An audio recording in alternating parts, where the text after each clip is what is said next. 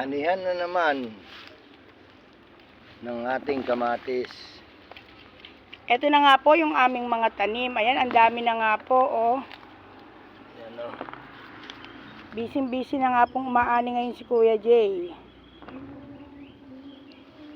Dami. Pangalawang ani ko na po yan.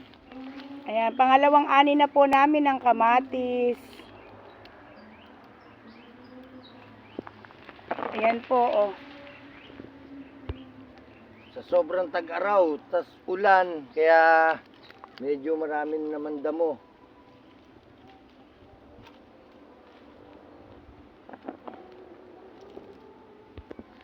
Ayan.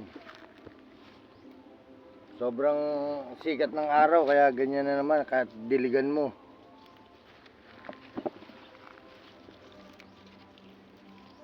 Ayan po, oh. Napakadami pong bunga. Hitik na hitik po Pangalawang yung bunga. ani na po yan ni Kuya Jay. Ayan, nakakadalawang ani na po tayo. Ayan po, oh, ang dami. Dinadala po namin to sa Kalumpit po, sa El Mercado. Ayan po, oh. Ayan, Kuya Jay, oh, pakita mo, ang laki, oh. Kuya Jay, ito pa yung malalaki.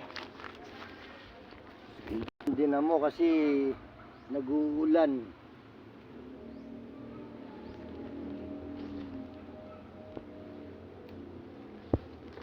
Ayan, ang daming naani ni Kuya Jay.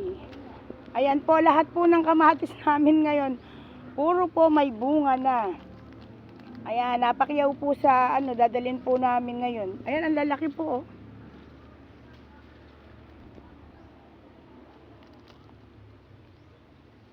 Hindi ko lang na-video yung una kong ani.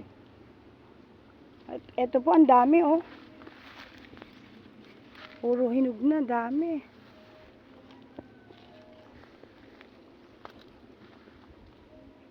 Lahat hinog na po yung mga kamatis namin. Ayan, oh.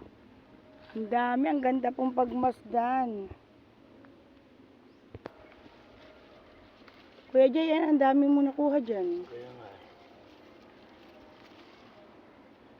Ayan po, sariwang-sariwa ang kamatis ni Kuya Jay. Ayan po, oh. Ayan, napakalalaki po ng tanim na kamatis ni Kuya Jay. Ayan, nakakadalawang ani na po kami dyan. Pagkataas nga po namin anihin ngayon, dadalhin nga po namin yan sa palengke. Ayan po, oh.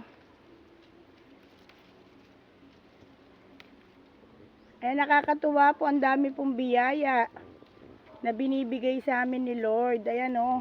Ang dami po namin tanim. Ayan po, Kuya Jay, pakita natin yung naani natin. Ayan. May naani pa kaming isang ampalaya. Ayan pa po, oh. Yung iba naman sa third batch na, Kuya Jay. Kuya Jay, paalam ka na. Paalam na po. Love you po. Ingat po tayo sa ating panahon na tag-araw at tag-init.